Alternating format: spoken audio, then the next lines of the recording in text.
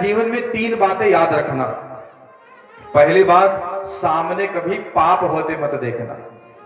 अपने जीवन में इतना बल सबको पैदा करना चाहिए कि गलत को गलत कह सके, अच्छा को अच्छा कह सके। गुण गोबर नहीं करना है। भैया ऋषियाय जी हैं, अब लो भैया ऋषियाय जी हैं तो ठीक है, पाप के समर्थक बनो। इसलिए कोई भी हो, अगर कोई गलत कर रहा है, गलत है तो गलत है, ये अपने अंदर शक्ति पैदा करनी है कहने की, और सही है तो सही है। कोई अच्छा कर रहा है तो अच्छा कहेंगे, और बुरा कर रहा है तो बुरा कहेंगे। ऐसा नहीं करना हमको कि अब तो हम इतने दबे हैं कि कोई बुरा भी कर रहा है तो अच्छा लग रहा है। सामने गलत होते देखना नहीं है, गलत करना नहीं है, और अगर हमने गलत को देख करके रोका नहीं तो उसमें हम सहयोगी माने जाएंगे। बल हो तो गलत को रोका जाए, पाप को रोका जाए। बल नहीं है तो कम से कम देखें ना, वहां से निकलने। दूसरी बात कहा बेटा, अतिथि का सत्कार करना। हमारे शास्त्र कहते हैं अतिथि देवो भव। पुराने जमाने में लोगों के घर के आगे लिखा रहता था अतिथि देवो भव। कोई रिश्तेदार आ जाए या अपरिचित भोला बिसरा आ जाए, लोग स्वागत करते थे। अब धीरे धीरे समय बदला तो लोगों ने अपने गेट पर लिखना शुरू कर दिया स्वागतम, फिर लिखने लग गए शुभ लाभ। तो मैं बड़े बड़े नगरों में जाता हूं, बड़ा खतरनाक लिखा रहता है, ना अतिथि देवो भव, ना शुभ लाभ, ना स्वागतम। मोटे अक्षर में गेट के बगल में लिखा है कुत्तों से सावधान। अब मानो घर में आदमी नहीं है। पहले हर गेट पर एक आदमी बैठता था, कोई कुत्ता घर में ना घुस जाए। अब हर गेट पर एक कुत्ता बैठा है, कोई आदमी ना घुस जाए। लो कहां करें। इसलिए बंधुओं बहनों, अतिथि का सत्कार होना चाहिए। हमारे घर कोई अतिथि आ जाए तो भोजन को जरूर पूछना चाहिए। भोजन को ना पूछ पावे तो पानी को तो जरूर पूछना चाहिए। पानी भी ना पूछ पावे तो बैठने को तो कहना ही चाहिए। बैठने को ना कहे तो मीठी बातें तो बोल ही देना चाहिए। मीठी बात भी ना बोल पावे तो थोड़ा मुस्कुरा देना चाहिए, कीप स्माइलिंग। और मुस्कुरा भी ना पावे तो चुल्लू भर पानी डूब के मर जाना चाहिए। तो दूसरी बात बताई अतिथि का सत्कार, और तीसरी बात बताई कि शरण में शत्रु भी आ जाए तो क्षमा कर देना। 3 बातें समझाकर पांडव चले गए हिमालय। 4 पांडव द्रौपदी रास्ते में ही गल गए। सशरीर धर्मराज युधिष्ठिर ही गए। एक क्षण उनको भी नरक की यातना भोगनी पड़ी, फिर स्वर्ग में पहुंचे हैं। इधर राजा परीक्षित ने राज्य संभाला। उत्तर की बेटी इरावती से ब्याह हो गया और 4 बेटे हो गए राजा परीक्षित के। कृपाचार्य को आचार्य बनाकर गंगा जी के तट पर 3 अश्वमेध यज्ञ किया है। ब्राह्मणों को पुष्कल दक्षिणा दी और बेटों में संस्कार प्राप्त। भैया यदि बेटे को उपहार न दोगे तो कुछ दिन रोएगा, संस्कार न दोगे तो जिंदगी भर रोएगा। हमारे शास्त्र कहते हैं माता शत्रु पिता बैरी, एन बालो न पाठिता, न शोभते सभा मध्य, हंस मध्य भगोयथा। वो मां शत्रु है और बाप बैरी है जो अपने संतान को संस्कार न दे पावे। इसलिए लालयेत 5 वर्षाणि 10 वर्षाणि ताड़े, प्राप्ते तो 16 वर्षे पुत्र मित्र वदाचरेत। 5 साल से कम उम्र के बच्चे को मारना पीटना नहीं चाहिए। ध्यान दियो माता बहनों, अगर आपके बच्चा का उम्र 5 साल से कम है तो उसको मारो पीटो नहीं। लेकिन अब सास बहू में तकरार हो गया, सास आपन क्रोध बहू पर उतारे तो बहुरिया किस पर उतारे। सास पर तो उतार नहीं सकती तो धय धमकी लड़कन का पीट पाट किनारे कर दी। गलती तो ये कहो पीट दी तीनों का, बगही वाली तो ठीक है। दूसरे गांव में तो सास से झगड़ा होता तो अपने लड़के मारे लागत है, छोटे छोटे लड़के बेटियों का। तो 5 साल से कम उम्र के बच्चों को मारोगी तो गधा हो जाएगा। गा माने गलत और धा माने धारणा, उसकी धारणा बिगड़ जाएगी। तो 5 साल से कम उम्र के बच्चों को मारो मत, कुल दुलार करो। गलती करे तो भी दुलराओ पुचकारो। और जब 5 साल पूरा हो जाए, 6वां साल लग जाए तो 10 वर्षाणि ताड़े, 10 साल सख्त रहो, गलती करे तो हल्का फुल्का दंड भी दो, उचित अनुचित जो करे समझाओ उसको। प्राप्त हेतु 16 वर्षे पुत्र मित्र वदाचरित। जब बच्चा 16 साल का हो जाए, बाप का जूता चप्पल बेटे के पैर में आने लगे, तब बाप को यह नहीं कहना समझना चाहिए कि हमारा बेटा है, समझना चाहिए हमारा मित्र है।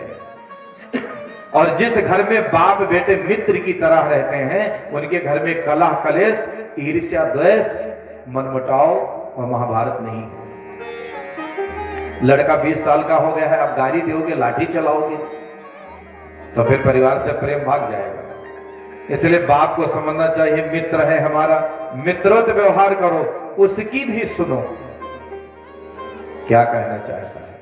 अब मार पीट के इतना डरवाए हो कि बड़ी बड़ी बातें हो गई, बच्चे बताते ही नहीं है, आपस में वो कुढ़ते मरते रहते हैं, परेशान रहते हैं। इसलिए हर माता पिता का कर्तव्य है, बच्चे 15 साल से ऊपर हो जाएं तो उनसे मित्र की तरह व्यवहार करो। यदि आप अपने बच्चे का मित्र ना बनोगे तो मित्र ढूंढ लेगा। इस उम्र में मित्र की जरूरत होती है। हमारी नई जनरेशन इतनी बर्बाद है कि मैं आपको क्या कहूं, और शायद इसीलिए बर्बाद है माता पिता के लापरवाही से। टाइम नहीं है उनको, मम्मी को कहां टाइम है, वह कहा थी हमें कहां टाइम है, लो मोबाइल कार्टून ताको, हमारा दिमाग न चाटो, तो कार्टून ताकत है।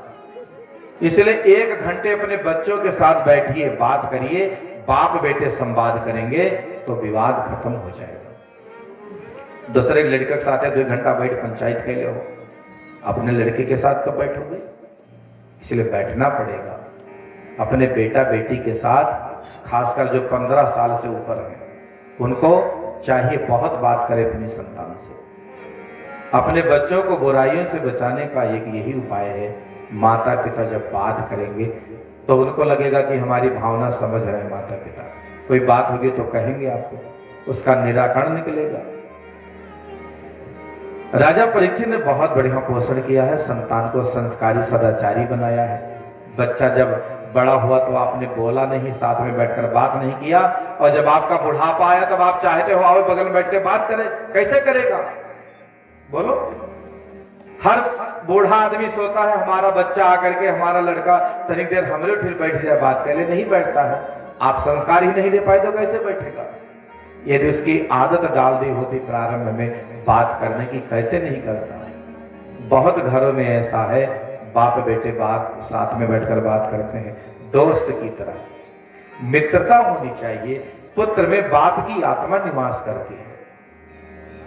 बचपन में जो बाप सबसे अच्छा लगता है, चाहे गरीब का बेटा हो अमीर का बेटा हो, छोटे बच्चे से आप पूछेंगे तो यही कहेगा कि दुनिया में हमारे पिताजी से अच्छा कोई नहीं, हमारी अम्मा से अच्छा कोई नहीं। जो माता पिता हीरो लगते थे, जब बेटा जवान हो गया, अधिकतर लड़के यही कहते कि हमारे बाप का तरह मूर्ख दुनिया में कोई नहीं। क्यों कहता है?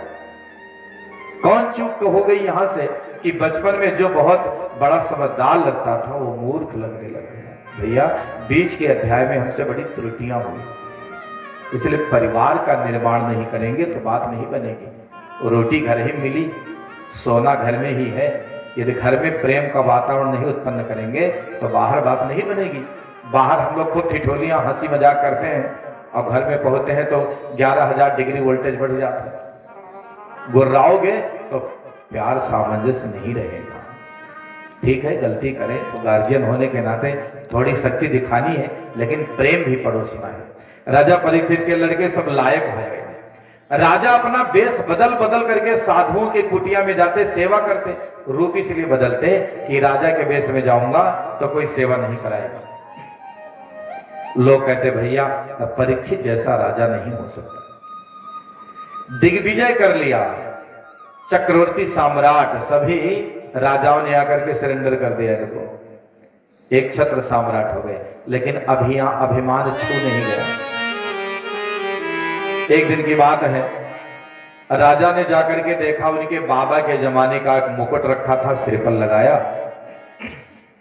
निकल पड़े घर से, सुदूर जंगल में चले गए तो देखा कि एक बगीचे में एक पेड़ के पास एक गाय खड़ी रो रही है।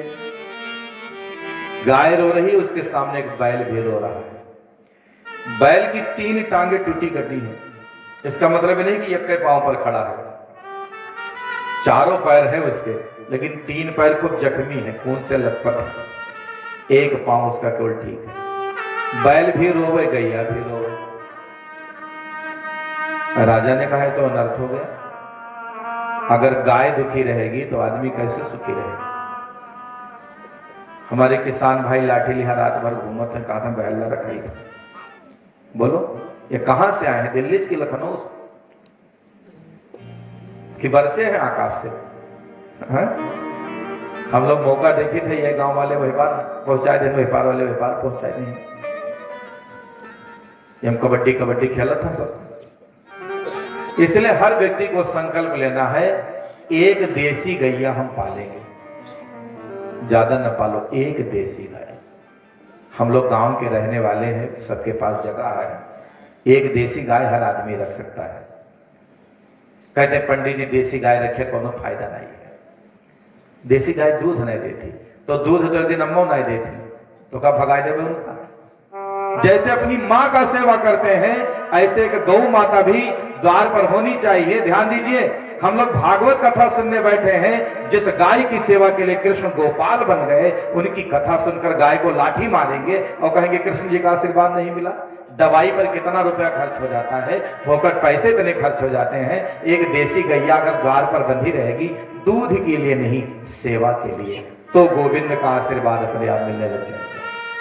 देसी गाय एक द्वार पर जरूर रखो, इस लालच से नहीं कि दूध मिले तो ठीक, नहीं मिले तो भी ठीक, सेवा के लिए आश्चर्य करेंगे। देसी गाय जिस द्वार पर रहे, आप सब पढ़े लिखे लोग यहाँ बैठे हैं, सब जानते हैं।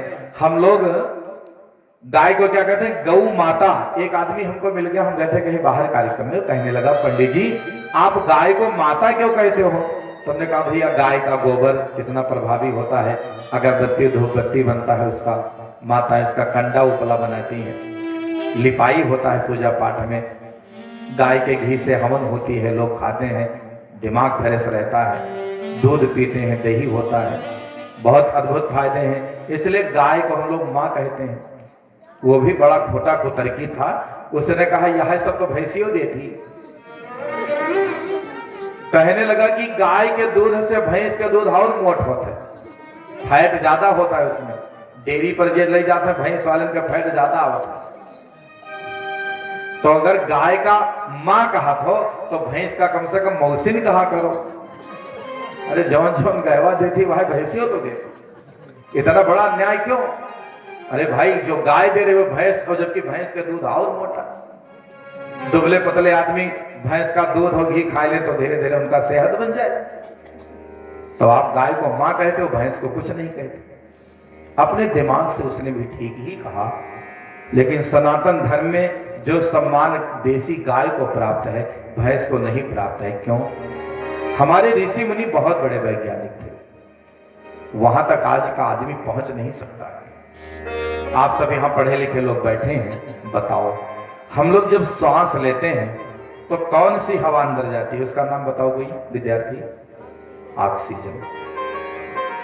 ऑक्सीजन हमारे फेफड़े में जाती है और फेफड़े की सफाई करते करते कार्बन डाइऑक्साइड बन जाती है, गंदी हो जाती है। जब हम लोग सांस छोड़ते हैं, गई थी ऑक्सीजन और बन के क्या निकली? कार्बन डाइऑक्साइड, गंदी गैस। हर प्राणियों के साथ यही है, ऑक्सीजन खींचता है, गंदी गैस छोड़ता है। 84 लाख योनियों में मात्र एक प्राणी ऐसा है जो लेता भी ऑक्सीजन है और छोड़ता भी ऑक्सीजन है, वह है देसी गाय। ये पंडित द्वारिकानाथ की निजी राय नहीं, इस पर वैज्ञानिक शोध हो चुके हैं कि गाय के जो श्वास निकलता है उसमें भी ऑक्सीजन है, जो जाता है वो भी ऑक्सीजन। गाय माने ऑक्सीजन का सिलेंडर और बहुत सारे लाभ हैं। जब नाग पंचमी आती है तो लोग गोबर लेकर के 4 फीट की ऊंचाई पर अपने घरों में लगाते थे, अब नहीं लगाते हैं, इतना महंगा रंगाई पोताई कराए हैं, सब पैसा खराब